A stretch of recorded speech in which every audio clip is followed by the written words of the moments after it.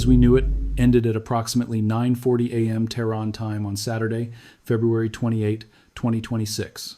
It was a morning that began with the rhythmic calls to prayer during the holy month of Ramadan, but it concluded with the earth-shattering roar of 200 Israeli fighter jets and a deluge of American Tomahawk missiles. For decades, the specter of a direct confrontation between the West and the Islamic Republic had haunted the dreams of diplomats and the war rooms of generals. On this day, that specter became a flesh and blood reality. The operation, a combined masterclass in military deception and raw power dubbed Operation Epic Fury by the Pentagon and Roaring Lion by the Israelis, did not just target infrastructure. It targeted the very soul of the regime. Within minutes of the first detonation, reports began to flood the encrypted wires of global intelligence agencies. The unthinkable had happened. The Ayatollah Ali Khamenei, the supreme leader who had ruled Iran with an iron fist for 36 years, was dead. His fortified compound in downtown Tehran, a place he believed was an impregnable fortress of divine protection, was reduced to a smoldering crater of twisted steel and pulverized concrete. The decapitation was swift, surgical, and absolute, leaving a nation of 90 million people and a sprawling network of regional proxies in a state of terminal shock.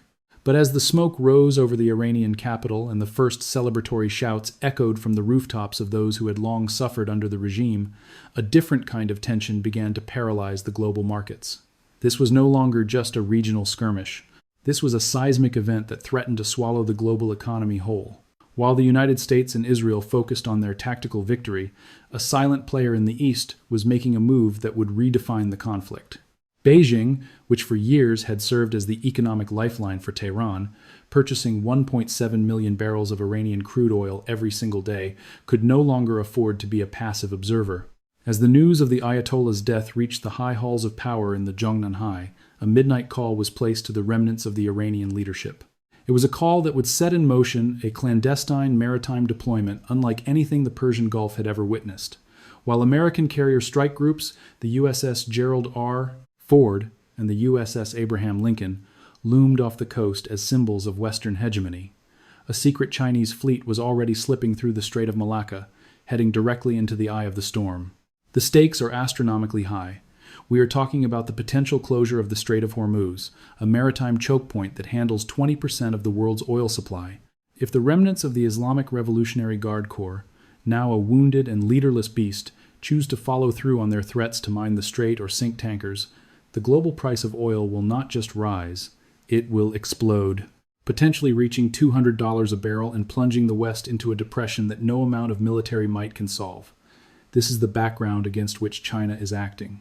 They are not coming for war, but for the preservation of their energy security, and perhaps to challenge the very foundations of the American-led order in the Middle East.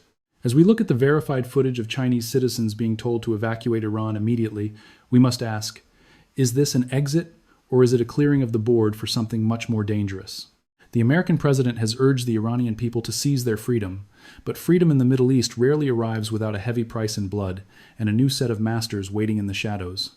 As the sun began to set over the jagged peaks of the Alborz Mountains on that fateful Saturday, the geopolitical landscape of the planet shifted irrevocably. While the Western media was consumed by the confirmation of the Supreme Leader's death, a far more discreet and arguably more dangerous operation was unfolding in the maritime corridors of the Indian Ocean. The midnight call from Beijing to the surviving elements of the Iranian leadership, now reportedly led by Ali Larijani, was not merely a gesture of condolence, it was a strategic ultimatum. For China, the destruction of the Iranian command structure was an existential threat to its energy security and its long-term belt and road ambitions in the region. Almost immediately after that call, the Chinese Foreign Ministry issued a directive that sent chills through every embassy in the Middle East, an urgent order for all Chinese citizens to evacuate Iran as soon as possible. This was not a routine safety precaution. It was the clearing of the battlefield. As 1,000-ton tankers and commercial vessels scrambled to leave the Persian Gulf, a secret fleet of the People's Liberation Army Navy, which had been conducting routine exercises in the Arabian Sea, began a silent transit toward the Strait of Hormuz. The significance of this move cannot be overstated. The Strait of Hormuz is the jugular vein of the global economy, a narrow waterway where 20% of the world's oil passes daily.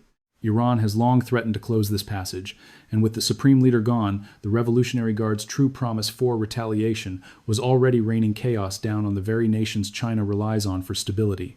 Missiles and drones were striking the United Arab Emirates, Qatar, and Bahrain, countries hosting the very American bases that were currently dismantling the Iranian regime. In Dubai, the iconic Fairmont Hotel on the Palm was struck, and in Abu Dhabi, a civilian lost their life to falling debris. This was the chaos Beijing had feared.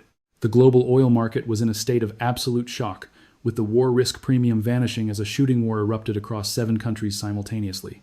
China's secret fleet is not just a show of force, it is a hedge against a total regional meltdown. While the United States has deployed its biggest assembly of firepower since 2003, including 2 carrier strike groups and over 200 warplanes, the Chinese presence introduces a variable that no one at the Pentagon fully accounted for. The Iranian rial had already collapsed to 1,630,000 to the dollar, and the nation was spiraling into an economic abyss. In this vacuum of power and wealth, Beijing's silent move signals to the world that the era of uncontested American hegemony in the Gulf is over. They are positioning themselves as the only power capable of mediating with a regime that now has nothing left to lose. As the USS Gerald R. Ford arrived off the coast of Israel and the American embassy in Jerusalem ordered an emergency departure, the world watched the West prepare for war while the East prepared to inherit the ruins. The next 72 hours would determine if this secret fleet was there to protect trade or to draw a new red line that even Washington would be afraid to cross. The precision of the decapitation strike on Saturday morning was so absolute that it fundamentally altered the nuclear order of the world in less than 25 minutes. While the Israeli Air Force conducted the largest flying mission in its history, with 200 fighter jets targeting 500 locations, the United States unleashed its most terrifying conventional weapon, the GBU-57 Massive Ordnance Penetrator. Weighing 30,000 pounds, the equivalent of 3 adult African elephants, these bunker busters were designed for the sole purpose of reaching what was thought to be unreachable. At the Fordo Enrichment Facility, buried 80 to 100 meters beneath solid rock, American B-2 Spirit stealth bombers proved that indestructible is a relative term. By threading these massive bombs down primary ventilation shafts at speeds exceeding 1,000 feet per second, the strike didn't just collapse tunnels. It sent a catastrophic shockwave through the very heart of Iran's nuclear ambition. Yet, even as the walls held, the radioactive material inside was already gone, spirited away on 16 cargo trucks just 3 days before the first bomb fell. This missing uranium, 400 kilograms of 60% enriched material, is the ghost that now haunts the Persian Gulf. It is the primary reason why the USS Gerald R. Ford and the USS Abraham Lincoln are currently maintaining a high alert posture within strike range of the Iranian coastline. But the American Armada is no longer alone in these waters. While the West focused on the tactical execution of Operation Midnight Hammer, China was executing its own strategic play. For Beijing, this conflict is not a noble mission for freedom, but a direct assault on the energy supply that powers their industrial machine. China imports 1.7 million barrels of Iranian crude every single day, and they currently control 84% of all tankers involved in transporting that oil under the weight of international sanctions. When the Iranian regime announced it was closing the Strait of Hormuz, effectively choking off 20% of the world's oil supply, China's silent move transformed from a diplomatic concern into a military reality. The secret fleet that Beijing has dispatched toward the Gulf is not merely a rescue mission for its citizens. It is a calculated entry into a theater of war where the rules are being rewritten in real time. As the British Foreign Office and the Chinese Ministry of Foreign Affairs withdraw their diplomats and urge their nationals to flee, the vacuum left by a decapitated Iranian leadership is being filled by a more radicalized and desperate military echelon. Ali Larijani and the remnants of the Supreme National Security Council have already signaled a shift toward a war of attrition, threatening to strike every American base in the region. This is the nightmare scenario for global stability. A cornered regime with a hidden nuclear stockpile, a decentralized network of proxies, and a new, silent partner in the East that refuses to see its energy interests obliterated.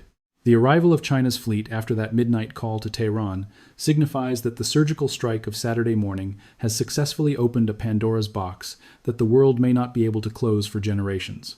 As the smoke cleared over the smoldering ruins of the Supreme Leader's compound, a profound and terrifying silence settled into the halls of power in Tehran. The Islamic Republic was effectively decapitated in a single, brilliantly executed morning, leaving a black hole of control and command during a time of active war.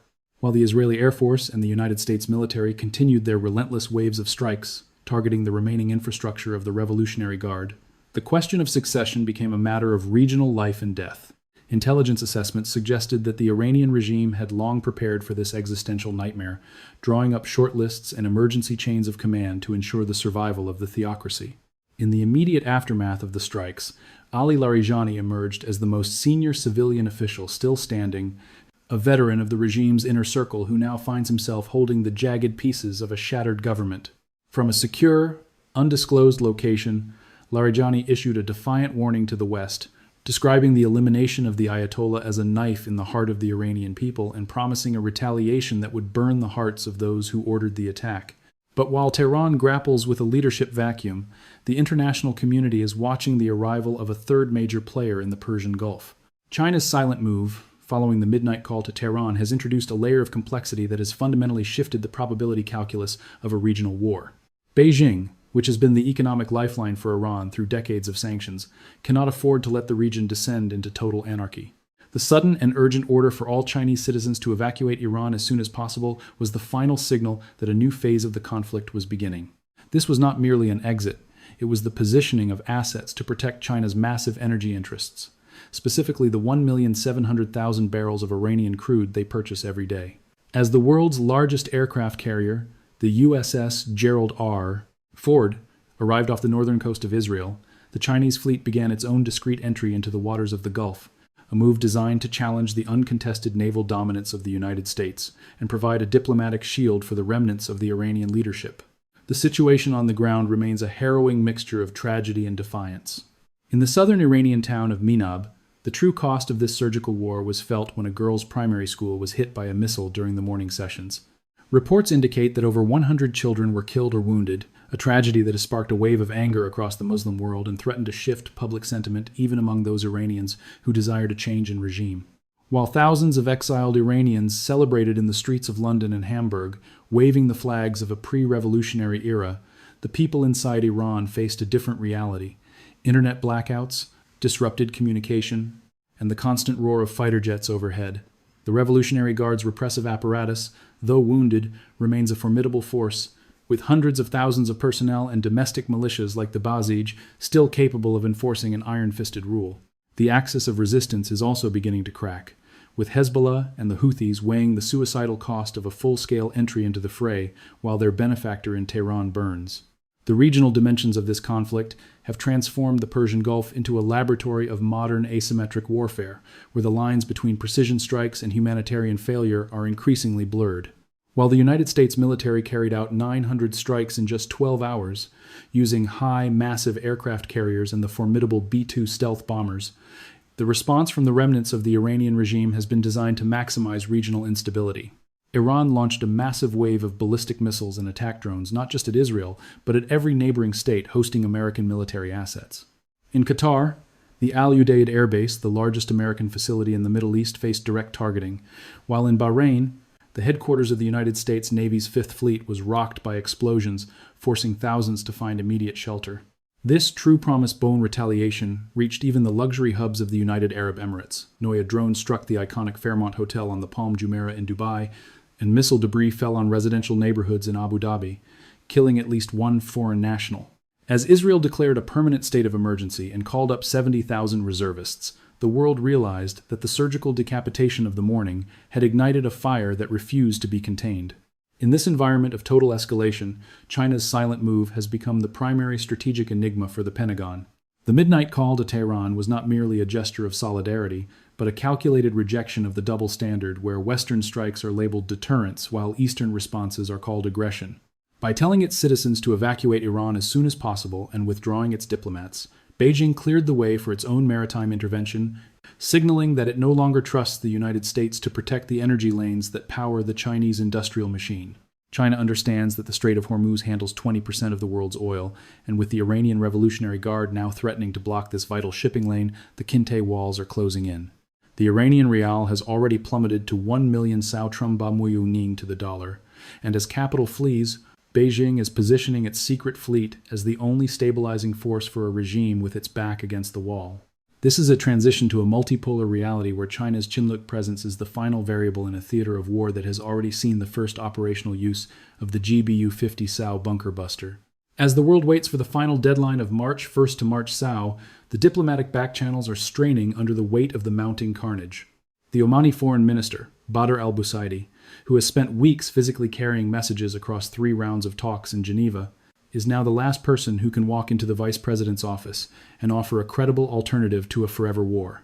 Yet, the military logic on the ground is moving faster than any mediator can fly, with technical talks in Vienna appearing increasingly irrelevant in the face of ongoing combat operations. Inside the United States, internal dissent is surfacing as lawmakers like Thomas Massie condemn the strikes as an unauthorized act of war, while the Iranian proxy network waits for the order to activate a war of attrition. The A-team of the Iranian leadership may be largely gone, but figures like Ali Larijani are already calculating how to survive and manage the consequences of a war that has seen 1 Trumlin Tom children killed in a single primary school strike in Manab. The future of the Middle East is now being decided not just by missiles, but by the resilience of a population caught between the hammers of the West and the silent ambitions of the East. The echoes of February 28, 2026 will reverberate through the corridors of history for decades, marking the definitive end of the post-Cold War era in the Middle East. As the smoke finally begins to thin over the ruins of Tehran, the world is forced to confront a reality that was once considered an unthinkable extreme. The decapitation of the Islamic Republic, while a tactical marvel for the planners of Operation Epic Fury and Shield of Judah, has left a geopolitical vacuum that no single power can hope to fill. The death of Ayatollah Ali Khamenei, the superglue of a complex and ruthless system, has not resulted in the immediate, tidy regime change that some in Washington and Tel Aviv had envisioned. Instead, the region has entered a fractured state, where the remnants of a wounded military dictatorship, now potentially under the stewardship of figures like Ali Larijani, are digging in for a long and bloody war of attrition. The most significant and perhaps unintended consequence of this conflict is the silent move of China. By slipping its fleet into the Gulf under the cover of a midnight call and an emergency evacuation, Beijing has effectively declared that the era of uncontested American hegemony in the Middle East is over. This is no longer a region where the United States can unilaterally redraw maps without considering the energy needs of the East. With 84% of the tankers lifting Iranian crude under Chinese influence and the Strait of Hormuz teetering on the edge of a permanent shutdown, the global economy is now hostage to a multipolar standoff. The war risk premium has transformed into a permanent tax on global prosperity, as the price of oil reflects a world where the most critical energy choke point is a front line. Ultimately, the true legacy of 2026 will not be found in the destroyed bunkers of Fordo or the sinking Iranian Navy, but in the human cost that can never be recovered.